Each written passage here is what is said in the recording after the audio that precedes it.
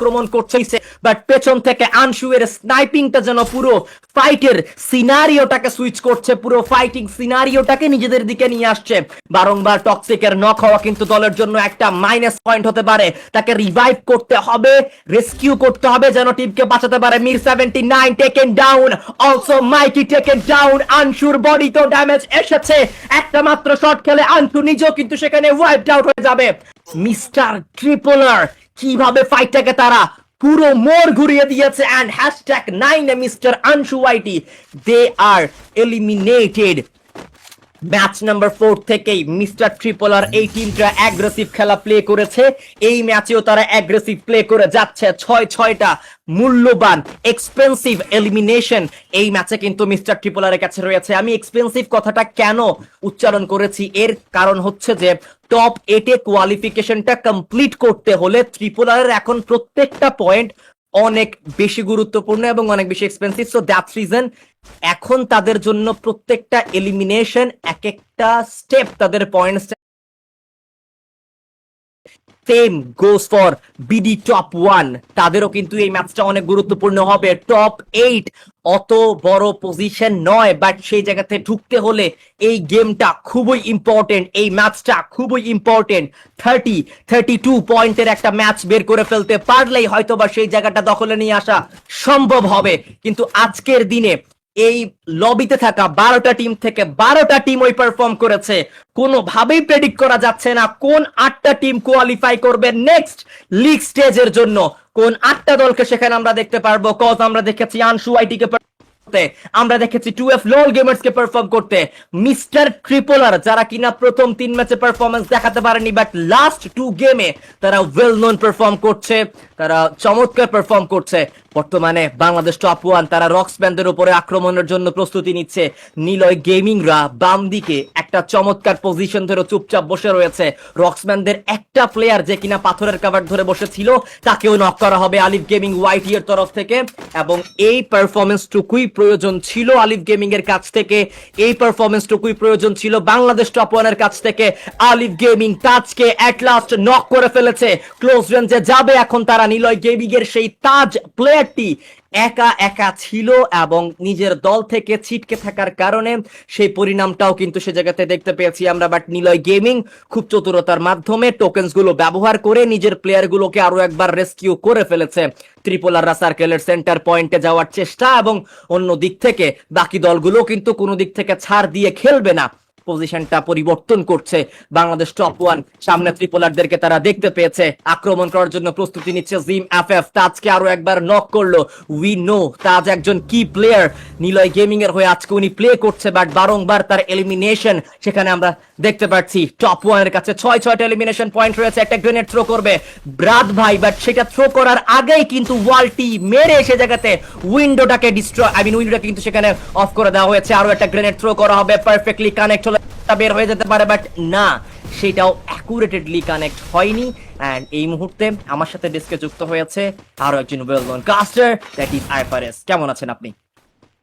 জি আলহামদুলিল্লাহ, অনেক অনেক বেশি ধন্যবাদ। এই মুহূর্তে আরডিএ জুনিয়র চলে এসেছে আমরা ম্যাচের দিকে, এবং অলরেডি দেখতে পাচ্ছি আরডিএ জুনিয়র আমাদের চলছে অলরেডি নেক্সটের ম্যাচ, এবং এই সাইড থেকে রাত ভাই ওয়াইটি তিনি থাকবেন আজকের এই ক্ল্যাশ অফ কনসিস্টেন্সিতে মিস্টার ট্রিপলারের এগেনস্টে ফাইটে যেতে হবে। প্রান্ত দাদা রয়েছেন শর্ট রেঞ্জের মধ্যে।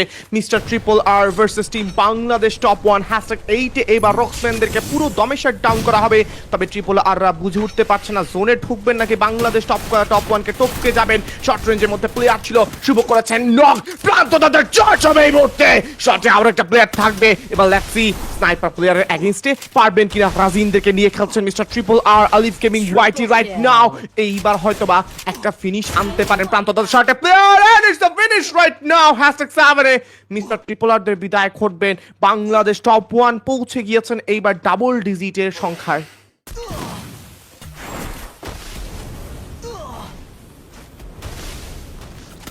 ওকে ওকে ওকে অডিয়েন্স, এবার আরডিএ জুনিয়র কিছু কারণে হয়তো বা নেই আমাদের সঙ্গে, তবে দেখতে পাচ্ছি এই সাইড থেকে অ্যানজিরা থাকবেন, 12টি কিলে মাউন্টে তারা রয়েছেন এবং অলরেডি কিন্তু এবার জিডাব্লিউডি নাবিল গ্রেনেড থ্রো করেছেন, একটু দুটো গ্রেনেড যাবে, তবে প্লেয়ার রয়েছে বেশ দূরে এবং জিম এফএফ তাদের লাইন আপ এবার মান্ত্রা স্পোর্টসকে ভেরিয়েছেন পেছন দিক থেকে, আবার ক্রুল গেমিং রয়েছেন, বিপদ ঘটতে পারে, তবে স্নাইপ এইম ডাবল এক্স তারা কি পারবেন কিনা এখান থেকে ফিনিশ আনতে। জিজি গুন্ডারা এমন একটা পজিশনে যেন কেউই থাকতে চাইবেন না, এমন একটা পজিশন স্যান্ডউইচ হওয়ার সিনারিওতে তারা রয়েছেন, তবে জিডাব্লিউ সিএম 2 মিলিয়ন সেখান থেকে নক বের করেছে, স্নাইপ এইমকে ফিনিশ করতে দেখতে পারবো, পিএমই পয়জন তিনি হয়েছেন ড্যামেজ ফ্রম জিডাব্লিউডি নাবিল, এবং নাবিলও সেখানে সমানতালে ড্যামেজ হচ্ছেন এনজিদের জন্য। এইবার ওভারঅল মিলিয়ে কিন্তু 12টি কিল এসেছে। লেটস সি শেষ জোনের দিকে আমরা এগিয়ে যাব।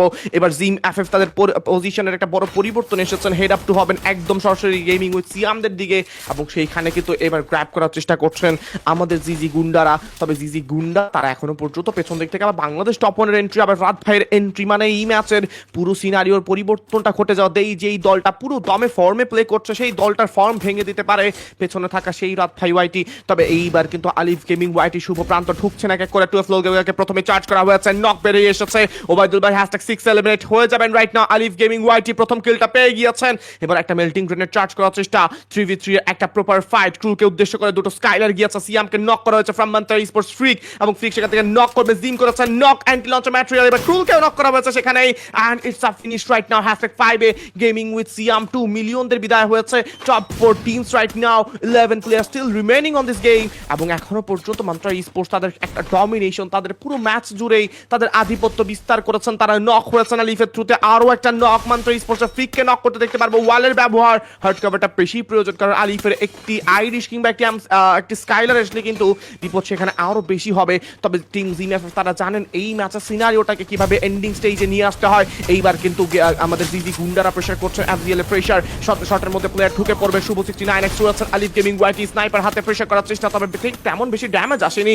এইবার কিন্তু ঢুকবেন জিম এফএফ দের একটা পারফেক্ট এন্ট্রি হবে রাইট নাও, শটের মধ্যে এবার কে রয়েছেন দেখার পালা, প্রান্তদের জন্য থার্ড পার্টি হয়ে যাবেন, যে কোনো মুহূর্তে থার্ড পার্টি করতে পারেন। আমাদের কিন্তু জিজি গুন্ডারা থার্ড পার্টি শুরু করে দিয়েছেন, শুভ রয়েছেন হাতের মধ্যে M590, পয়জনকে উদ্দেশ্য করে ড্যামেজ এইম শিফট হচ্ছে বারংবারই, তবে জিজি গুন্ডা এই সিনারিওতে ম্যাচটা উইন করতে চায়, ফাইটটা দিতে চায় জিমদের সঙ্গে রাত ভাই ওয়াইটি, তবে জিম এফএফ আবারও তিনি নক হয়েছেন নাবিলের থ্রুতে, এইবার নাবিল শেষ মুহূর্তে কিছু স্টিকমিকে কয়েকটি কিল বের করতে চায়, আলিফ যেন পুরো কম্পাউন্ডমেন্টের একদম মিড সেকশনে রয়েছে, আলিফ এই সিনারিওতে বের করে নিয়ে আসতে হবে দলটাকে, তবে জিজি গুন্ডারা যখন জোন পেয়েছে জোনটাকে নিজেদের একটা আসলে বলা চলে একটা আসলে কমফোর্ট প্লেস হিসেবে রাখতে চান, তবে সেইখানে কিন্তু ফ্রিককে নক করতে দেখতে পারবো, এবার ফ্রিকদেরকে উদ্দেশ্য করে থার্ড পার্টি করার চেষ্টা, নক করা হয়েছে, কিলটাকে ফিনিশ করতে পারবে GW Nabil, another knock right now, Team Ever would be taken down completely, it's Alif right now, Alif সেখান থেকে দেখতে পারবো শর্ট রেঞ্জের মধ্যে আবারও প্লেয়ার এসেছে, another player in a close range right now, বিজনের আগে যেতে হবে, আলিফ ঢুকবেন, এই ডাব্লিউএম হাতে প্রথম শট কালেক্ট করেছেন আলিফ, সেখান থেকে বেশ কিন্তু বেকায়দায় পড়ে যাবেন, এই সিনারিওতে আলিফের শটে আবারও প্লেয়ার আসবে, আবারও প্রেসার করার চেষ্টা, জিজি গুন্ডা ডাবল 2 ঢুকেছেন, তবে এইবার হয়তোবা কিছু ল্যান্ডমাইনে হয়তোবা ড্যামেজ আসতে পারে, ল্যান্ডমাইনে ড্যামেজ হয়েছে জিজি গুন্ডা ডাবল 2, এবং সেই সুযোগটাকে কাজে লাগিয়ে প্রান্ত দাদা যদি পেছন থেকে র্যাপ আপ করতে পারে তাহলে শটের মধ্যে এবার আলিফ আর একটু ফ্ল্যাঙ্ক করতে চায়, আর একটু ফ্ল্যাঙ্ক করে ঢুকতে চায় প্রান্ত, এবার কিন্তু সেখান থেকে মনস্টারটাকে ব্যবহার করছেন, একটি নক কি আসবে কিনা, তবে Nabil the monster right now, মনস্টারের এগেইনস্ট আরেক মনস্টারের এন্ট্রি হবে, Nabil versus Alif gaming YT right now, সময় দুটো শেষ, স্নাইপারের এগেইনস্টে ব্যাটলটা শুরু হবে, জিজি গুন্ডা তিনিও কিন্তু প্রস্তুত রয়েছেন এই সাইড থেকে, এইবার একটা 138 নাবিল উপরে উঠে পড়েছে, তবে হেলথের অবস্থা বেশ বেগতিক, and it's Alif Gaming Whitey right now, একটা শট করেছেন, lastly 1v2 scenario right now, Alif Gaming Whitey, can he do for the Bangladesh top one, can he do for his team right now, হাতের মধ্যে কিন্তু double sniper রয়েছে, তবে এই সিনারিওতে এসে ওয়ালের ব্যবহারটাও কিন্তু করতে হবে তাকে বেশি, 1v2 সিনারিওতে ওয়াল ব্রেকিং এর প্রেসারটা আলিফের উপর বেশ কিন্তু আসলে প্রেসার করবে, তবে আলিফ এইবার বুঝে শুনে খেলতে হবে, আলিফ দেখতে চাই প্লেয়ারদের পজিশনটা অ্যাকচুয়ালি কোথায়, এইবার কি ওপেন স্পেসে আসবেন নাকি আর একটু সময় নেবেন, পাকে উদ্দেশ্য করে এবার ড্যামেজ করার চেষ্টা, তবে স্ট্যান্ডলি প্লেয়ার সেখান থেকে সরে গিয়েছেন, আলিফ গেমিং ওয়াইটি এইবার হেলথটাকে ব্লুস করতে করতে নামিয়েছেন একদমই 25-এ, তবে আবারও রিকভার করে ফেলবেন, আরও একটাবার ময়দানে ফিরে আসবেন, this is Alif gaming YT right নাও, সামনের দিক থেকে রয়েছে জিজি গুন্ডা 116 এর প্রেসার করাচ্ছেন, জিজি গুন্ডা 22 রাশ করে দিচ্ছেন, বুঝতে পেরেছেন সামনে স্নাইপার অ্যাথলিট রয়েছেন, এবং এইবারও কিন্তু প্রেসার আসছে আইরিশকে একটা স্কিলের জিজি গুন্ডা লো গেমার, একটা আউটস্ট্যান্ডিং বুইয়া, একটা আউটস্ট্যান্ডিং ফিনিশ এই দলটাকে দিয়েছে একটা চূড়ান্ত পর্যায়ে ফিনিশ। যেই দলটা নিজেদের হোল্ডিং সিনারিও ধরতে চেয়েছে, যে দলটা চেয়েছে যে কোনো মূল্যেই হোক না কেন আমরা এই জায়গা ছাড়বো না, এই জায়গা আমাদের, আমরা এই জায়গা রেইন করব, এবং তারা সেটাই করতে পেরেছেন।